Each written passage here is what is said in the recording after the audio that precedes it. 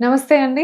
నేను మీ doctor Shruti, consultant, fertility expert, 39 hospitals, LB Nagar branch. ఈరోజు నేను ఫైబ్రాయిడ్స్ గురించి చెప్తానండి. సో, సంతానలేమికి, ఇన్ఫర్టిలిటీ స్పెషలిస్ట్‌కి, ఫైబ్రాయిడ్స్‌కి ఏంటి సంబంధం అనుకోవచ్చు. సో, ఫైబ్రాయిడ్స్ గర్భసంచిలో ఉండటం వల్ల కూడా ప్రెగ్నెన్సీ రావడానికి ఇబ్బందులు ఎదురుపడొచ్చు. లేదా ప్రెగ్నెన్సీ వచ్చినా అబార్షన్స్ కావచ్చు. సో, ఈ ప్రాబ్లమ్స్ మనకున్నాయి కాబట్టి ఫైబ్రాయిడ్స్ గురించి డిస్కస్ చేస్తే మీకు అవేర్‌నెస్ ఉంటది.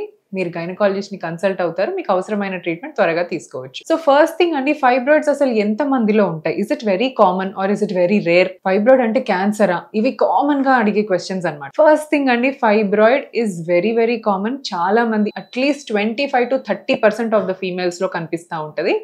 బిట్వీన్ 20 ఇయర్స్ టు 50 ఇయర్స్ మధ్యలో ఏ ఏజ్ గ్రూప్‌లో అయినా కనపడొచ్చు.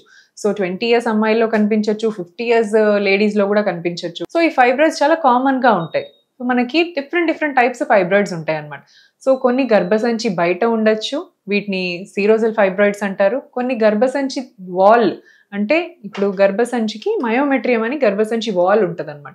సో, ఈ వాల్ లోపల ఉండొచ్చు. దీన్ని ఇంట్రామ్యూరల్ ఫైబ్రాయిడ్ అంటారు. కొన్ని ఫైబ్రాయిడ్స్ గర్భసంచి లోపల కంప్లీట్‌గా బేబీ ఎక్కడైతే అతుక్కుని పెరుగుతదో అక్కడ ఉండొచ్చు. వీటిని సబ్మ్యూకోజల్ ఫైబ్రాయిడ్స్ అంటారు. సో, దీంట్లో ఫర్టిలిటీకి ప్రాబ్లం చేసేది మోస్ట్లీ సబ్మ్యూకోజల్ ఫైబ్రాయిడ్, అంటే గర్భసంచికి లోపట ఉండే ఫైబ్రాయిడ్స్ వల్ల ప్రెగ్నెన్సీకి ప్రాబ్లం కావచ్చు.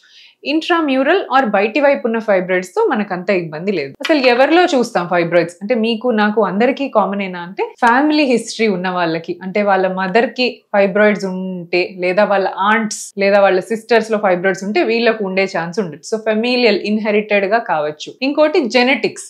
సో, జీన్స్ లోనే కొంతమందికి, వాళ్ళ ఫ్యామిలీలో ఎవరికి లేకపోయినా తనకి జీన్స్ లో ఆ టెండెన్సీ ఉంది కాబట్టి రావచ్చు.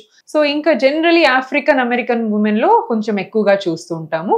అండ్ మోస్ట్లీ బాగా ఎర్లీగా మెన్స్ట్రుయేషన్ స్టార్ట్ అయిన వాళ్ళల్లో, ప్రొలాంగ్డ్ ఈస్ట్రోజన్ ఎక్స్పోజర్, అంటే బాగా లావుగుండే వాళ్ళల్లో, పీసీఓడి ఉన్న వాళ్ళల్లో, సో కొంచెం ఈస్ట్రోజన్ హై అమౌంట్స్ లో ఉన్న వాళ్ళలో ఫైబ్రాయిడ్స్ ఎక్కువగా కనిపిస్తూ ఉంటాయి. ప్రెగ్నెన్సీకి ఇది ఎలా ప్రాబ్లం కావచ్చు?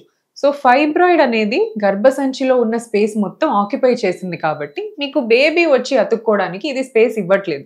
సో, దీనివల్ల ఇట్ ఈస్ అబ్స్ట్రక్టింగ్ ద క్యావిటీలో ఉన్న స్పేస్ అంతా తగ్గించేస్తుంది. సో, బేబీ గ్రోత్ కి ప్రాపర్ గా స్పేస్ రావట్లేదు. సో, ఇంప్లాంటేషన్ జరిగినా కూడా, బేబీ అతుక్కున్నా కూడా పెరిగేటప్పుడు ఫైబ్రాయిడ్ అడ్డు రావటం వల్ల అర్లీగా అబార్షన్స్ అవ్వటము, లేదా ఒక 2-3 మంత్స్ వరకు బేబీ పెరిగి దాని తర్వాత గ్రోత్ స్టాప్ అయిపోయి అబార్ట్ అవ్వడము జరుగుతూ ఉంటాయి.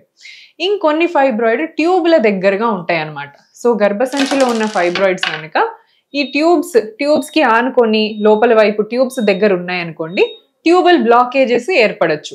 బికాస్ ఈ ఫైబ్రాయిడ్ ట్యూబ్ కి అడ్డంగా ట్యూబ్ని మూసేస్తుంది. సో, ట్యూబల్ బ్లాక్ యాక్చువల్లీ లేకపోయినా ఫైబ్రాయిడ్ ట్యూబ్ కి అడ్డంగా ఉండటం వల్ల ట్యూబుల్ బ్లాక్ అయ్యే ఛాన్సెస్ ఉంటాయి. సో, ఇలాంటి ఫైబ్రాయిడ్స్ ఖచ్చితంగా తీసేయాల్సిన అవసరం ఉంటుంది. ఇంకొంతమందికి సర్వైకల్ ఫైబ్రాయిడ్. సర్విక్స్ అనేది గర్భసంచి ద్వారం. సో, గర్భసంచికి ఎంట్రన్స్ ని సర్విక్స్ అంటారు. ఈ సర్విక్స్ దగ్గర ఉన్న ఫైబ్రాయిడ్స్ కూడా మనకి స్పర్మ్ లోపట వెళ్ళటానికి దారిని బ్లాక్ చేయొచ్చు. సో, సర్వైకల్ ఫైబ్రాయిడ్ ఉన్న, ట్యూబ్స్ దగ్గర ఆస్టియల్ ఫైబ్రాయిడ్స్ అట్లా దగ్గరగా ఉన్న, వీటిని ఖచ్చితంగా రిమూవ్ చేయాల్సిన అవసరం ఉంటుంది. అండ్ జనరలీ ఫైబ్రాయిడ్స్ చిన్నగా 1-2-3 mm నుంచి 10-15 సెంటీమీటర్స్ దాకా ఏ సైజులో అయినా ఉండొచ్చండి. కొంతమందికి సింగిల్ ఫైబ్రాయిడ్ ఉండొచ్చు, కొంతమందికి మల్టిపుల్ ఫైబ్రాయిడ్స్ కూడా ఉండొచ్చు. సో, ఫైబ్రాయిడ్స్ ఎన్ని ఎక్కువ ఉంటే అంత ప్రెగ్నెన్సీ ఛాన్స్, ఇన్ఫర్టిలిటీ ఛాన్సులు, వీళ్ళకి ఇన్ఫర్టిలిటీ అయ్యే అవకాశం చాలా ఎక్కువగా ఉంటుంది అనమాట. సో, అన్ని ఫైబ్రాయిడ్స్ తీయాల్సిన అవసరం లేదు. ఓన్లీ నేను చెప్పిన సర్వైకల్ ఫైబ్రాయిడ్, ట్యూబ్ దగ్గర ఉండే ఫైబ్రాయిడ్, అలాగని too much big, like more than 10 centimetres, more than 6-7 centimetres fibroid ఉంటే మీకు ఎక్కడో ఒక దగ్గర మోషన్ వెళ్ళటానికి, యూరిన్ వెళ్ళటానికి ఇవి ప్రాబ్లం చేస్తూ ఉంటాయి అన్నమాట. సో, ఇలాంటి ఫైబ్రాయిడ్స్, మీకు ఇబ్బంది కలిగించే ఫైబ్రాయిడ్స్ ఖచ్చితంగా తీసేయాల్సి ఉంటుంది. అండ్ ఫైబ్రాయిడ్స్ ని ఎలా తీసేస్తారు? పెద్ద సర్జరీయా? డెఫినెట్లీ పెద్ద సర్జరీ అవసరం లేదండి. మనకి ప్రెగ్నెన్సీ కోసం ఏదైతే సబ్మ్యూకోసల్ ఫైబ్రాయిడ్స్ అన్నామో, వీటిని చిన్నగా హిస్ట్రోస్కోపీ ద్వారా మనం without surgery direct vaginal route లో వెళ్ళి దాన్ని ప్లక్ చేసి బయటికి తీసేయచ్చు అనమాట. సో, ఫైబ్రాయిడ్స్ ఎలాంటి రకమైన క్యాన్సర్ కాదు. It is just a benign tumour. మన గర్భసంచి వాల్లో ఉన్న మయోమెట్రియం ఓవర్ గ్రోత్ అయితే దాన్ని ఫైబ్రాయిడ్ అంటారు. సో, ఫైబ్రాయిడ్ అనగానే భయపడద్దు. కరెక్ట్ సైజ్ ఉందా, ఎక్కడ ఉంది, గర్భసంచికి అడ్డంగా ఉందా, బేబీని పెరగటానికి ఇబ్బంది చేస్తుందా, వీటన్నిటిని కన్సిడర్ చేసే వాటిని తీయాలా లేదా అని చెప్పచ్చు.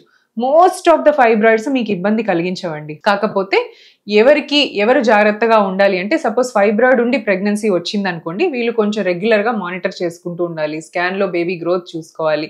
అలాగే వీళ్ళకి త్వరగా వాటర్ బ్రేక్ అయ్యి 7th మంత్ ఆర్ 8th మంత్లో డెలివరీ అయ్యే ఛాన్సెస్ ఉండొచ్చు. సో ఈ రిస్క్స్ ఉంటాయి కాబట్టి కొద్దిగా కంటిన్యూస్ మానిటరింగ్, కంటిన్యూస్ స్కాన్స్ చేసుకోవడం ఇంపార్టెంట్. సో అన్ని ఫైబ్రాయిడ్స్ తీయనక్కర్లేదు.